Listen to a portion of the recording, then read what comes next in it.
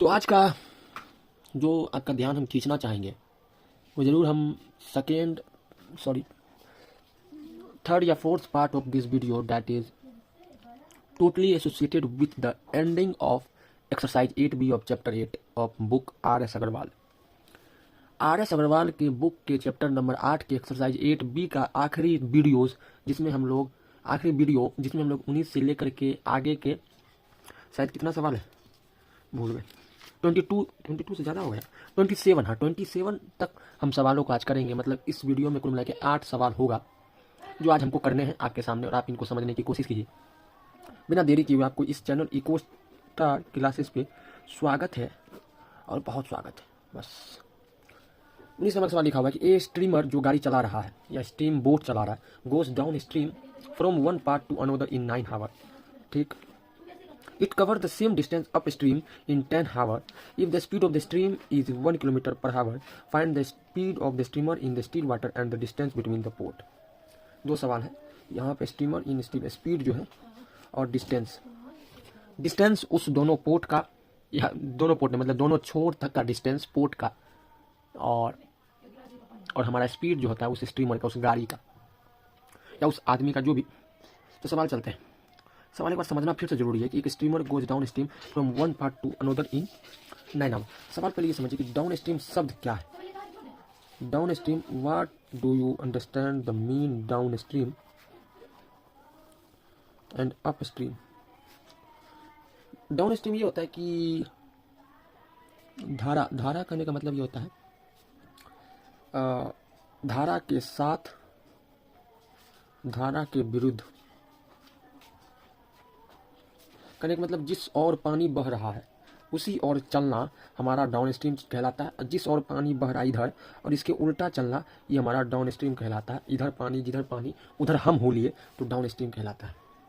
और हालांकि down stream का स्पीड जो होता है वो हमारा ज़्यादा होगा as compare to up stream, क्योंकि यहाँ पे पानी का भी स्पीड का एक कारण बन जाता है। मतलब पानी का भी स्पीड जुड़ जाता है तो डाउन स्ट्रीम जो है वो अप स्ट्रीम से ज़्यादा होता है।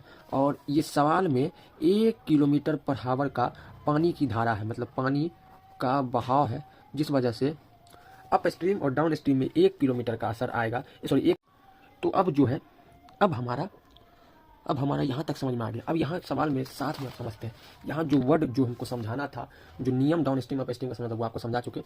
यहाँ पे इस खास सवाल में ऐसा 1 किलोमीटर, ये नहीं कि हमेशा ऐसा नहीं, सवाल में 1 किलोमीटर पर आवर का स्पीड जो है वो डिफरेंस आ रहा है डाउन स्ट्रीम और अप स्ट्रीम में, क्योंकि 1 किलोमीटर पर आवर के हिसाब से पानी जो है वो चल रहा है या बह रहा है। तो एक streamer goes down stream from one part to another in 9 hour. अच्छा ठीक, टाइम जो है डाउन स्ट्रीम टाइम जो है वो लगता है 9 आवर और it cover the same distance up stream in 10 hour. अच्छा ठीक है, अब अप स्ट्रीम देखिए बात आराम समझ। अप स्ट्रीम जो है वो टाइम जो लगता है वो 10 आवर, 1 किलोमीटर पर आवर के हिसाब से 1 किलोमीटर का अंतर आया है। और जिसमें हमारा सेम डिस्टेंस है, यही तो मेन सेम डिस्टेंस है, क्योंकि दो पोर्ट है, यहाँ पे ये पोर्ट और यहाँ पे ये पोर्ट। किसी भी स्पीड से जाएंगे तो अंतिम में उतना ही तो डिस्टेंस कवर करना पड़ेगा, उतना ही डिस्टेंस 1 किलोमीटर के हिसाब से भी चलेंगे, 1 किलोमीटर पर आवर के हिसाब से भी चलेंगे तो इतना ही चलना है। 50 किलोमीटर के हिसाब से चलेंगे तो भी इतना ही चलना है, 2000 किलोमीटर के हिसाब से चलेंगे तो भी इतना ही चलना है, क्योंकि इतना ही उसका लेंथ। अब हमको यहाँ से यहाँ तक जाना है, किसी भी स्पीड से जाए, यहाँ से चलेंगे तो यहाँ रुकेंगे, यहाँ से चलेंगे तो यहाँ रुकेंगे, चाहे किसी भी टाइम लग जाए, टाइम में अंतर हो लेकिन डिस्टेंस में कोई अंतर नहीं होगा। तो जब सेम डिस्टेंस है तो यहाँ से एक इक्वेशन इससे जनरेट करेंगे, एक इक्वेशन इससे जनरेट करेंगे और दोनों को बराबर कर देंगे तो कुछ मिल जाएगा। ये भी दिमाग लगाना है यहाँ पे। तो यहाँ पे let the total distance of port be x.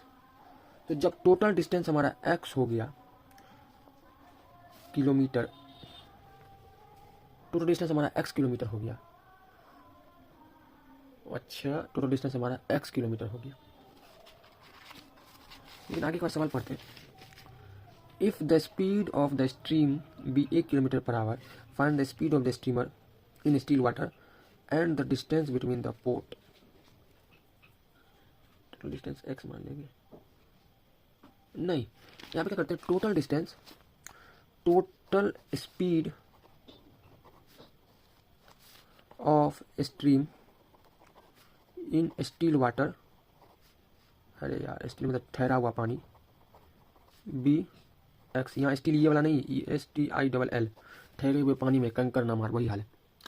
Late the total speed of stream in still water, steamer in still water be x.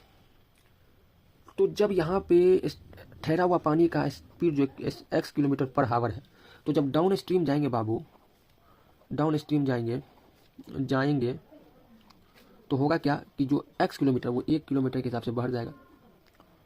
क्यों बढ़ेगा? क्योंकि पानी का भी 1 किलोमीटर का धारा है, जो कि आपको यहाँ पे बताया जा रहा है।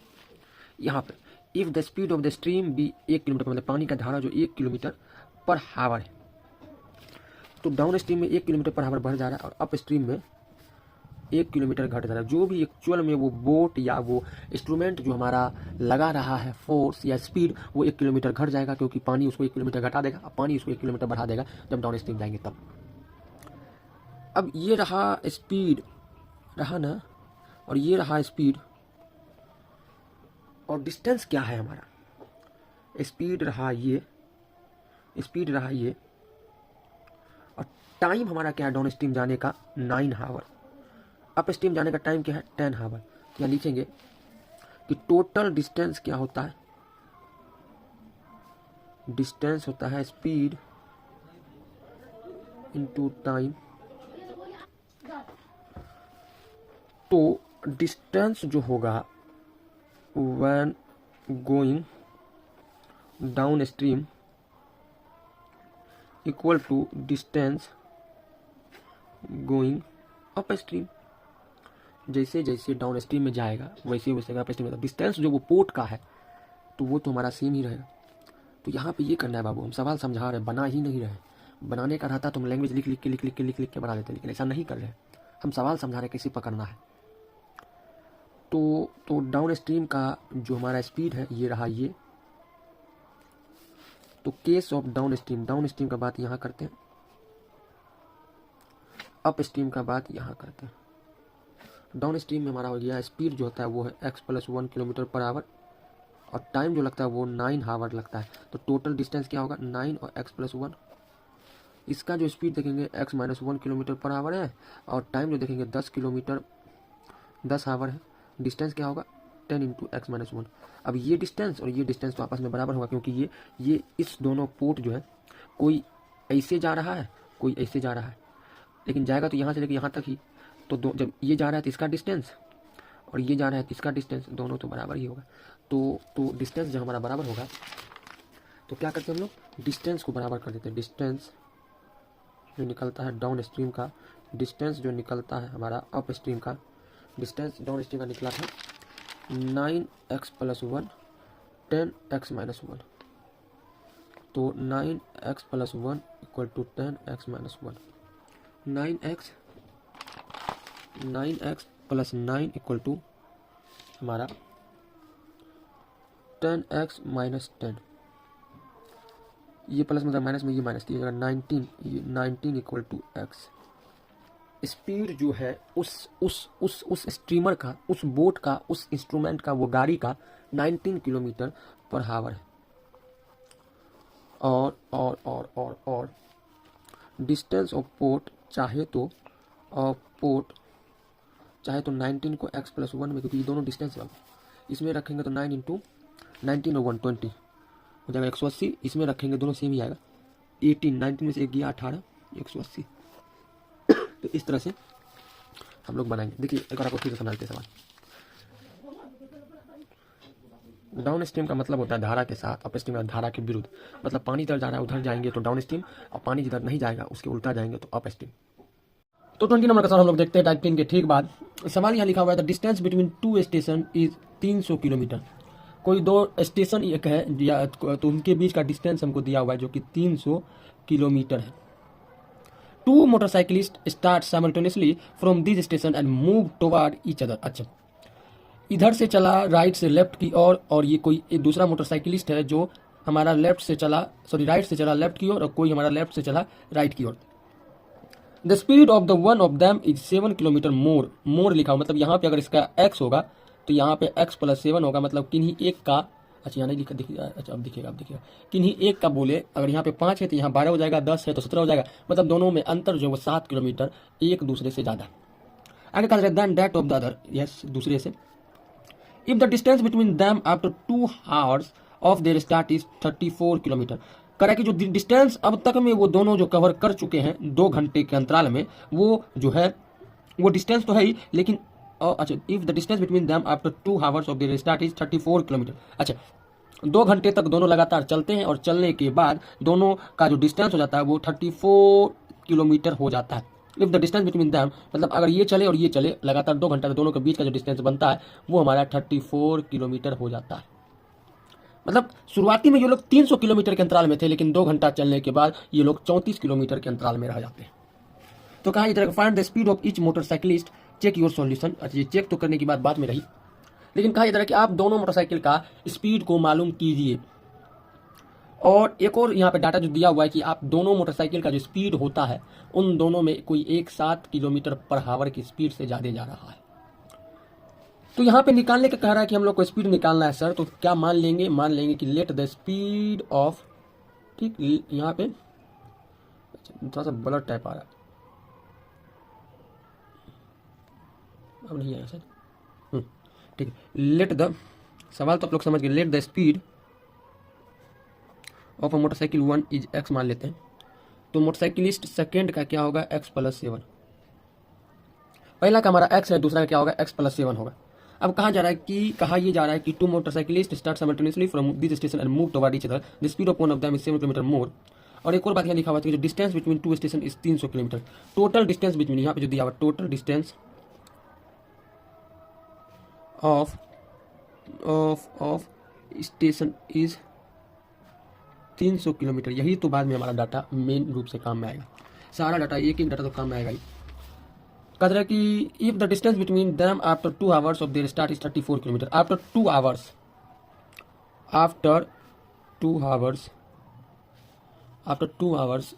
हिल बहुत रहा है। 2 आवर्स के बाद कह रहा है कि distance between them is 34 kilometre. 34 kilometre बचा इन दोनों के बीच। लेकिन अब एक और बात समझते हैं कि डिस्टेंस मोटरसाइकिल 1 का जो है वो 2 आवर ये भी चलता है, और मोटरसाइकिल जो सेकेंड है ये भी 2 आवर चलता है। तो यहाँ पे एक और चीज़ लिख सकते हैं कि distance covered by motorcyclist first in 2 hour. तो डिस्टेंस निकालना है तो बाबू टाइम को स्पीड से मल्टीप्लाई कर देंगे। टाइम तो 2 आवर है ही, और मोटरसाइकिल फर्स्ट का स्पीड क्या है, यहाँ पे सॉरी एक चीज़ छूट गया, ये और ये पहला का स्पीड क्या है x किलोमीटर, तो यहाँ पे कर देते हैं 2x, जो कि टोटल डिस्टेंस हमारा पहला का जो मोटरसाइकिल 1 का है वो 2x आ गया। इसी तरीके से covered by m2 in 2 our, ये हो जाएगा time into speed time 1 time speed 1 time 2 speed 2, तो हो जाएगा यहाँ पे टाइम 2, ये भी तो 2 आवर ही है, और यहाँ पे इसका स्पीड है x प्लस 7, तो ये जाएगा x प्लस 7 तो हो जाएगा 2x प्लस 14। कहा ये जा रहा है कि बाबू एक बार यहाँ समझना, यहाँ पे ये लाइन है, इनका पूरा स्पीड, इनका पूरा जो हमारे पास डिस्टेंस था 300 किलोमीटर, और पहला गाड़ी चलता है यहाँ पे जो ये 2x डिस्टेंस कवर कर लेता है, ये वाला 2x कवर कर लेता है जो कि इधर से चला।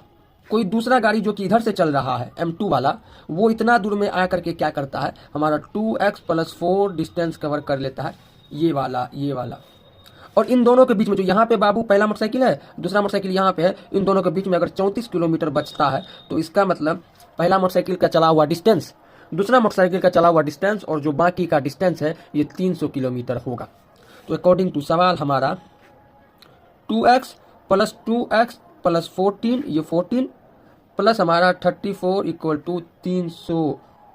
अब यहाँ से 4x प्लस हो जाएगा 8, हो जाएगा 48 इंटू 3, यहाँ पे 4x इक्वल टू हो जाएगा 2 5 और 2 हो जाएगा, x का वैल्यू हो जाएगा 252 बाय 4, 4 6 के 4 दिया 63 है, आंसर तो लिखा हुआ नहीं है, लेकिन 63 होगा, 63 किलोमीटर पर आवर। तो इसका मतलब पहला का जो है वो 63 किलोमीटर पर आवर है, दूसरा का हमारा 70 किलोमीटर पर आवर होगा, क्योंकि 63 में 7 जुड़ जाएगा, ये दोनों चीज़। चेक योर आंसर कहा जा रहा है, तो चेक योर आंसर में हम लोग करेंगे कि चेक योर आंसर में क्या होता है, यहाँ पे एक्स को डाल दीजिए, एक्स यहाँ डालने पे 300 तो आ ही जाएगा। कहाँ गया सवाल, अच्छा यहाँ पे ये। तो यहाँ पे 30 होता है, 20 होता है खत्म, इसके बाद तुरंत 21 पे हम लोग चलते हैं और 21 को हम लोग बनाएंगे। Divide 150 into 3 parts such that the second number is 5/6 of the first and the third number is 4/5 of the second। ठीक, तो कहा इधर कि कोई 150 नंबर है या 150 150 कोई नंबर है जिसका 3 पार्ट में हम लोग बांटते हैं, और जो सेकेंड नंबर बनता है वो असलियत में 5/6 है हमारा, या कहे तो 5/6 है हमारा फर्स्ट नंबर का, और जो थर्ड नंबर है वो 4/5 है सेकेंड नंबर का। तो फर्स्ट नंबर को हम लोग क्या मान लेते हैं, यहाँ देखिए बता ही रहे थे, लेकिन कॉल आ जाने की वजह से ये बता नहीं पाए। कई तरह के 150 है, 150 का 3 पार्ट हुआ, जो पहला पार्ट को x, दूसरा पार्ट को हम लोग y और तीसरा पार्ट को हम लोग z मान लेते हैं। तो लेट द फर्स्ट पार्ट जो कि हमारा x है, सेकेंड पार्ट क्या हमारा जो कि y है, और थर्ड पार्ट हमारा क्या है जो कि z है। तो अकॉर्डिंग टू सवाल तो आप लोग देख ही लिए कि अकॉर्डिंग टू सवाल फर्स्ट पार्ट मतलब जो सेकेंड पार्ट है हमारा, सेकेंड पार्ट है जो कि y है, ये सेकेंड पार्ट जो है वो 5/6 है हमारा पहला पार्ट का। और ठीक इसके बाद जो हमारा ये सवाल बन रहा था, दूसरा जो यहाँ पे लिखा हुआ था कि and the third number is 4/5 of the second, और जो थर्ड नंबर है मतलब कि जो थर्ड नंबर है हमारा, थर्ड नंबर जो है कि जो कि जेड है हमारा, ये जेड असल में क्या है, जो भी हमारा वाई है उसका थर्ड नंबर 4/5 मतलब कि 4/5 ऑफ वाई।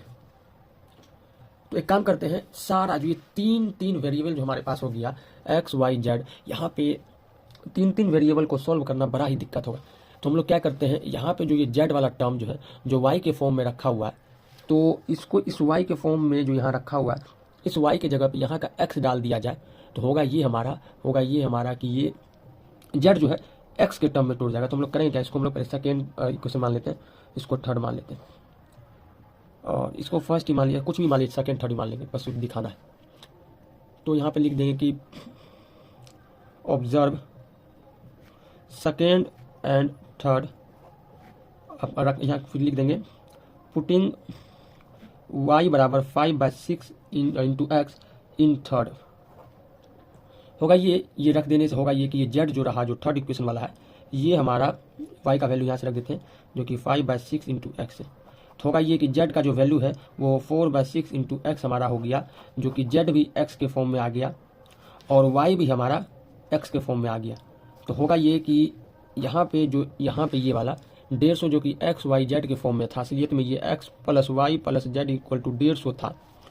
तो x plus y plus z equal to 150, x का वैल्यू x, y का वैल्यू यहाँ से 5/6 इंटू एक्स, और z का वैल्यू जो हम लोग निकाले हैं यहाँ से ये वाला 4/6 इंटू एक्स। ये सारा जो हमारा x के टर्म में आ गया। यहाँ पे जो हम लोग गेम खेले, ये पूरा गेम असलियत में z और x को एक तरह से लिखने का ही गेम था।